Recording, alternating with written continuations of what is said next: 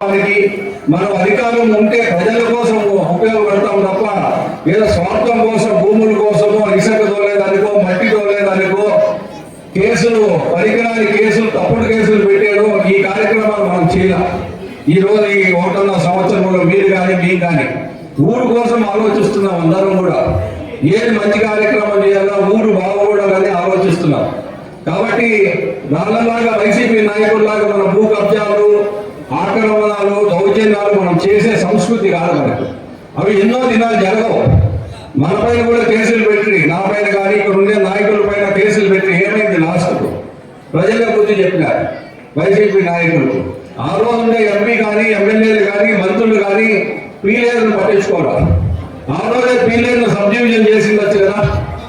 ఆ రోజు చెప్పండి, మదనపల్లి జిల్లా చేసిండొచ్చు కదా. చేయలా, ఎవరు పట్టించుకోవాలి. ఆ రోజు వైసీపీ నాయకులు ఎవరు కానీ, ఆయన రాజపాటు ఉండే ఎక్స్ఎమ్మెల్యే రామచంద్రారెడ్డి కానీ ఎవరు పట్టించుకునే పాపాలు పోదా. ఈ రోజు మనం ముఖ్యమంత్రి గారు మాట చెప్పిన ప్రకారం ఆ రోజు మనం ఏదైతే ప్రామిస్ చేసినామో ప్రజలకు మనము నెరవేర్చాలని రిక్వెస్ట్ చేసి సీఎం గారిని మనం ఏదైతే మీకు మాట చెప్పినామో అవన్నీ కూడా ఈ రోజు పీలేరు కానీ మదనపల్లి కానీ నెరవేర్చడం జరిగింది. ఈ రోజు స్కూల్స్ కి సంబంధించి ఇంకేమైనా కావాలంటే కూడా ఎంఈఓ గారు ఉన్నారు, ఇక్కడ హెడ్ మాస్టర్లు ఉన్నారు. ఖచ్చితంగా మనం చేస్తాం.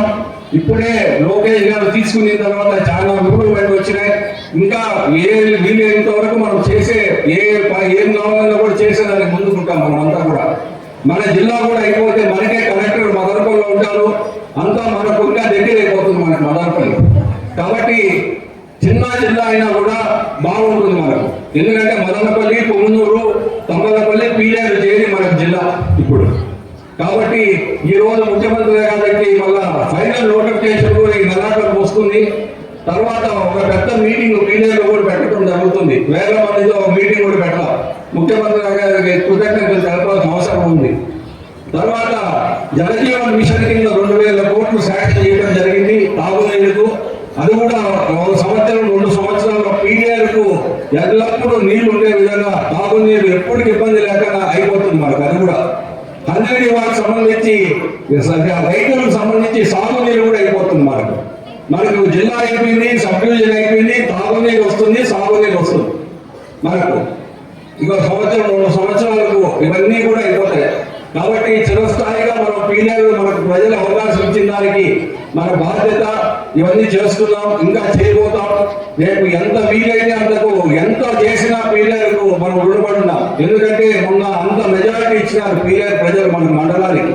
నా బాధ్యత, మా సొంత మండలం కలిగిన సొంత మండలం అయినా పీలేరు మా సొంత మండలంలోనే చూసుకుంటున్నాం ఈ రోజు కూడా మనం అంతా కూడా. కాబట్టి పీలేరు కావచ్చు, కేజీపల్లి కావచ్చు, ఎక్కడ ఏ మండలం అయినా, కల్లగడైనా, గుర్రంకొండైనా, వారిపాడైనా మనం అన్ని మండలాలను ఎంత ముందుకు తీసుకెళ్ళాలో ఆ విధంగా ముందుకు తీసుకెళ్తున్నాం. కాబట్టి ఇక్కడ ఉన్న టీచర్స్ కానీ, హెడ్ మాస్టర్లు కానీ, ఎంఈఓ గారు కానీ, ఇక్కడ ఉన్న పిల్లలు కానీ, తల్లిదండ్రులు కానీ భోజనం బాగుందమ్మా తల్లి, పిల్లలు భోజనం బాగుందమ్మా, ఊరికే చెప్తా ఉన్నారా బాగా ఉందంతా. ఏమన్నా ఉంటే తల్లిదండ్రులు కూడా ఏదన్నా లోటుపాటు ఉంటే దయచేసి ఇక్కడ ఉండే హెడ్ మాస్టర్ కానీ ఎంఈఓ గారికి చెప్పాలమ్మా. మీరు మీటింగ్ వచ్చి పోయేది కాదు.